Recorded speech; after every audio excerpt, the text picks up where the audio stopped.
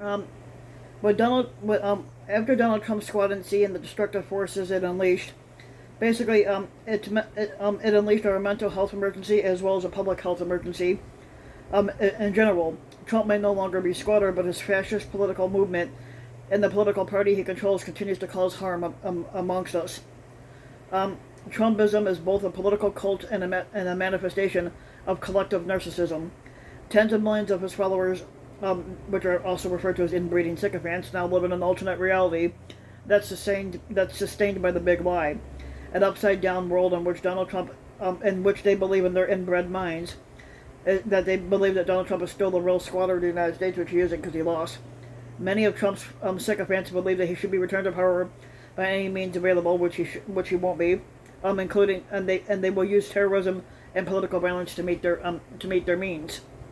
Um, the Trump regime and the Republican policies are more generally have literally caused trauma, physical, emotional, psychological, and spiritual, and for millions of Americans, including, of course, the deaths of at least 700,000 people from the coronavirus pandemic. In a recent essay, author and pastor John Pavlovitz addresses this.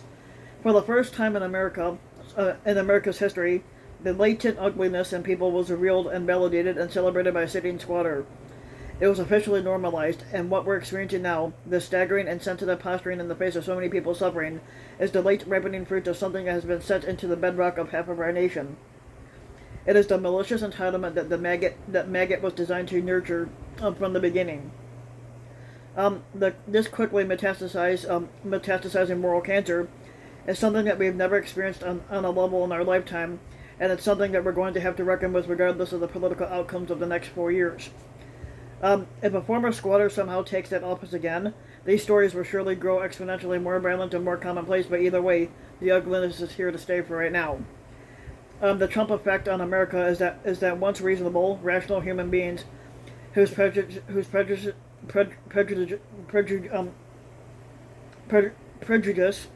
fears, and phobias were all bound by some baseline decorum and common courtesy that kept them from intentionally harming others, but they have been empowered to reveal the worst in themselves, and they behave cruelty as their birthright, or they believe that cruelty is their birthright anyway. It's really not. As of early 2015, many mental health experts began to warn that a Trump squadancy would be disastrous for Americans and the world, and they were correct in all of their predictions. It is likely that Donald Trump will be the Republican Party's squatterable nominee in 2024, but in fact, the only unknown variable is whether he will actually decide to run.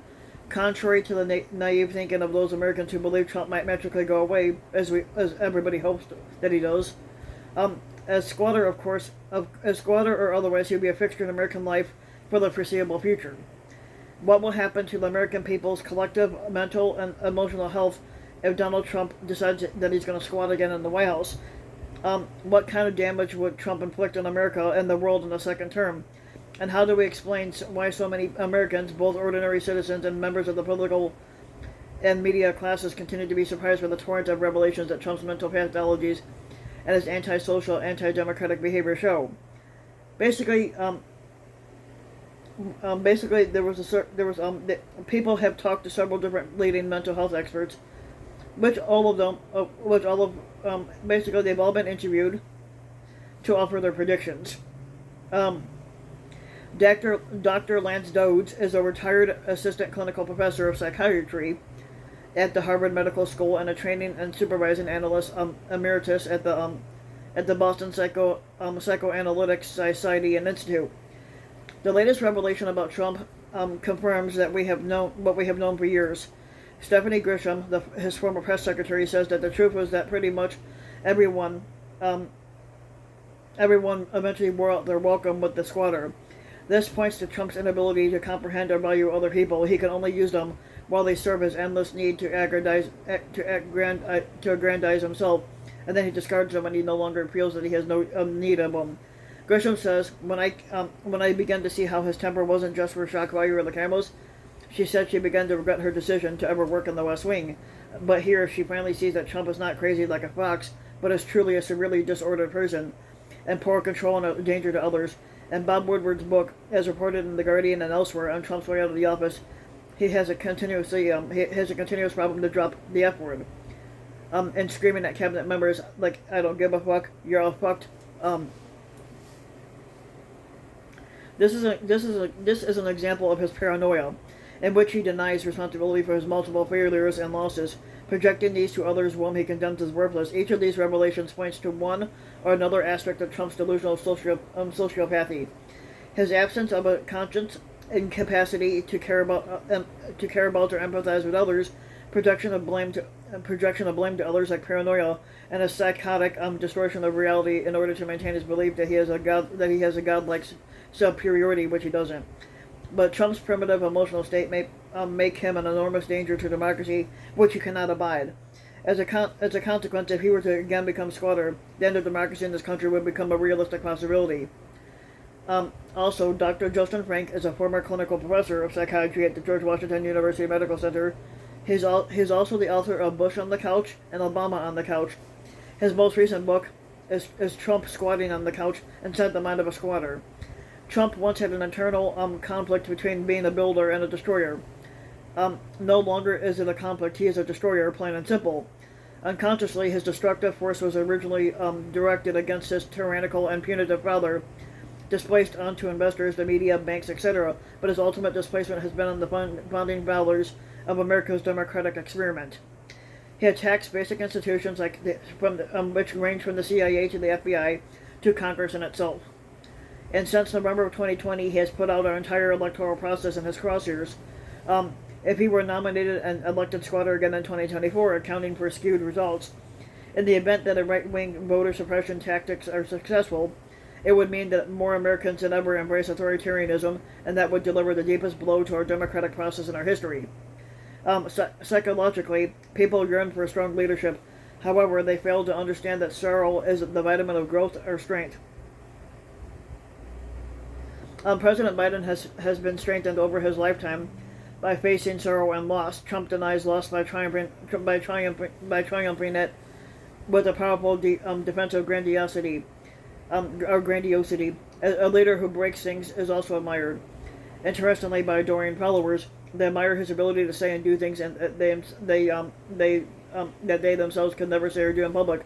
And Trump fills that need perfectly. The other major effect of a Trump victory in 2024 would be the likely apathy and despair felt by those that fought against him.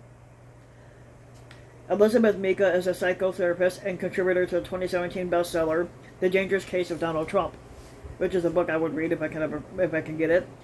The revelations really just confirm what we have all known about Trump for years. Long before he was elected squatter, people with his character defect malignant narcissism, and they are sadly predictable. They are driven by insatiable drives for adulation and power, and an unceasing desire for revenge on those who may interfere or be perceived as interfering with the realization of that drive. It's really too bad that our media, broadly speaking, has remained in the dark about Trump's well-defined character pathology. Therefore, many journalists, mostly among the mainstream news media, continue to be shocked by these revelations, as if they're unable and are unwilling to finally arrive at an understanding of Trump's disordered character.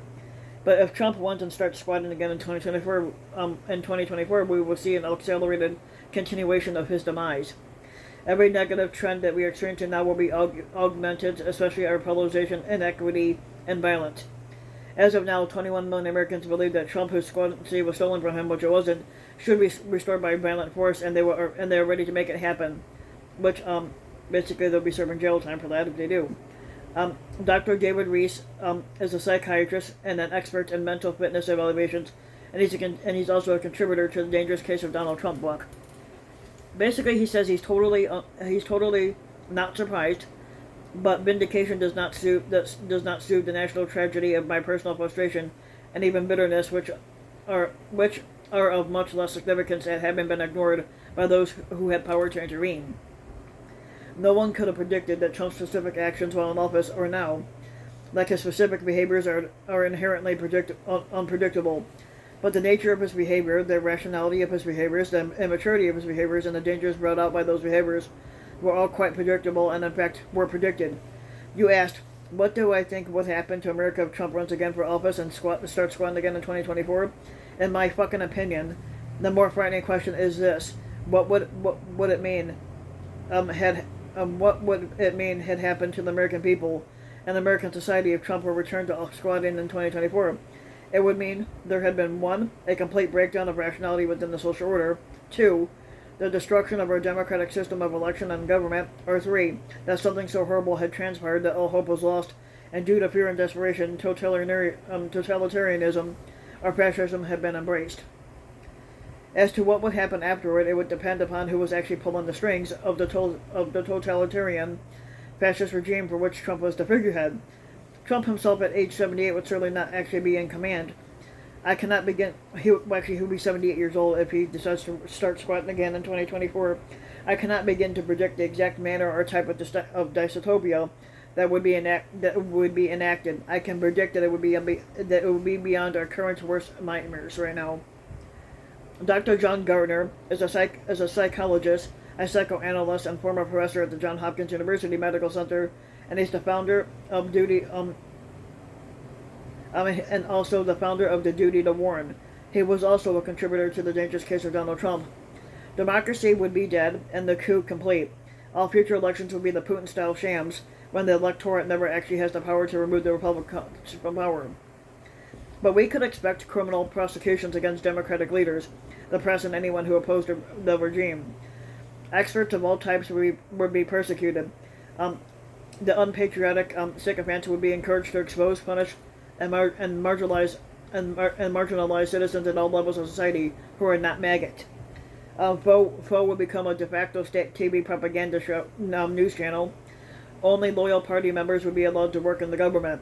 Hate crimes would skyrocket. Hundreds of thousands of immigrants would be incarcerated in concentration camps, but thousands of ordinary citizens would join cells of an underground resistance, which would become progressively more violent, and this terrorism would be used to justify martial law and heavy surveillance. Millions would flee to Canada and Europe. Internationally, the U.S. would become a Russian puppet state. NATO and our international alliances would crumble. The economy would contract. Global warming would spiral out of control, and we would basically stumble into a war. Dr. Seth Norrum is a translational neuroscientist and one of the world's leading experts on PTSD and fear. He is currently serving as the scientific director at the Neuroscience Center for Anxiety, Stress, and Trauma, also known as Neurocast, in the Department of Psychiatry and Behavior Neurosciences at the Wayne State University School of Medicine. The revelations that are emerging from various sources who have access to the Trump White House are not at all fucking surprising. As many and others have commented on for many years now, no matter how you label or classify the former squatter's behavior, like malignantly narcissistic, sociopathic, psychoempathic, and abusive, there is an underlying thread of immaturity.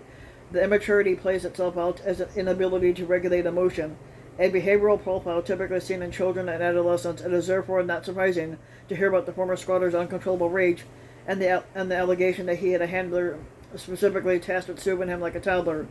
I expect similar stories to continue to come out later on. What happens if the former squatter runs for office again in 2024 and possibly wins? And this would be a complete failure of the several social, political, governmental, ethical, and professional guardrails. From the perspective of the former squatter as an abuser, a future Trump squattancy and potential squattancy would be a psychological slap in the face to all of his victims from the past 6 years. I've often used the analogy of an abusive relationship when it comes to the former squatter and his approach to governing. If the watering down of the Mueller investigation and the acquittal following evidence-heavy impeachment proceedings was akin to the arrest and subsequent release of a criminally abusive spouse, a return to office would indicate zero accountability for and the acceptance of physical and emotional abuse from her leadership, a trend that has been gathering steam for some time now. Concerning that the former squatter incited an attack on his own country and he has continued to push the big fucking lie of undermining our electoral process, our democracy is already on life support, and it would suffer likely irreversible damage if this is further ignored and already eroded norms, and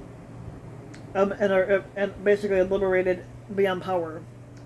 Moreover, considering that more than 700,000 Americans have died from the pandemic that could have been better controlled, which the former squatter downplayed to protect his political future, and allowing a return to the campaign trail and potentially the White House would basically forgive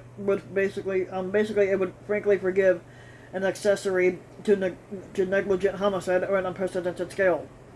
And taken together, the nation and the world would be presented with the psychologically unattainable position of having to accept the worst that humanity has to offer, according to almost all of the standards established by modern society, as its squatter once again. So if you like the video, give the video a like and subscribe to my channel, RBW King, and also hit the notification bell so that you'll be notified when a new video comes out, and thanks for listening.